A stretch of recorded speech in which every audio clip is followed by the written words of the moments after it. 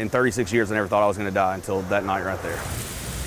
The rushing floodwaters in Drew Owen's neighborhood on Friday swept up a handful of his boys' soccer balls. Wanting to be super dad, he ran out to grab them. Of course, I could not see anything. It was dark and this was nothing but water, but the ball was somewhere in this area, so I went to step to go get it. Well, when I did, of course, this ditch is steep. I stumbled into the water. Realizing he was in the ditch, Owen went to get himself out of the chest-deep water. So I turned around, and I guess I turned close to that pipe, and I went to come up, and then it sucked me down feet first. Owen was swept 100 yards through the pipe under Highway 11, underwater, with two thoughts in his mind. First was that my kids weren't going to have a father and my wife wasn't going to have her husband. And then secondly, my dad's funeral was the next day, and I'm like, I'm literally going to die the day before his funeral.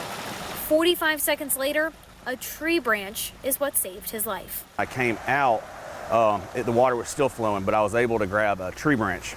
And it wasn't a very big tree branch, and I'm a big guy, so I don't know how it didn't snap. It's a God thing.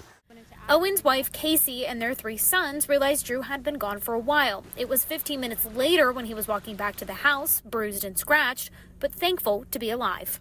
Can't figure out how it happened or why it happened. We've heard so many stories that did not end up the way his did, and we're just very thankful. The biggest blessing for Owen is that neither of his 3 kids or any of the neighborhood kids were the ones chasing those soccer balls.